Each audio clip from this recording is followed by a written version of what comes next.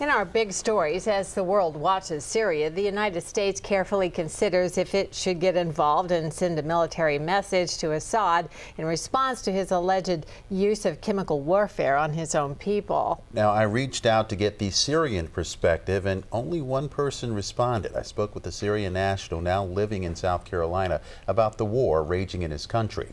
He wouldn't go on camera or allow me to use his name out of concern for the safety of his family overseas, but he didn't mind answering some of my questions. Keep in mind, he does not speak for all Syrians. Polls show that Americans are war weary. So I asked him, why should the United States get involved in an internal conflict in Syria? I think there is much confusion about the attack. They don't want the U.S. to go into another war and end up having the same scenario as in Iraq. But this is much different. People in Syria are asking for the intervention. There's basically nothing worse can happen.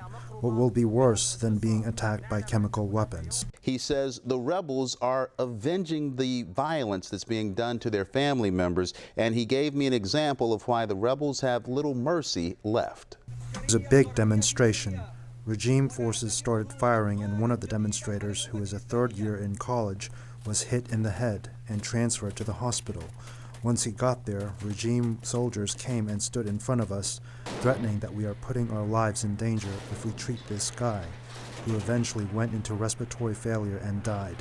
This guy had a younger brother who just left everything behind and carried weapons and started fighting against the regime. Russia, a strong ally of Syria, seems to have been able to come up with a compromise that could divert U.S. intervention in Syria if Assad hands over his chemical weapons stockpile to the UN.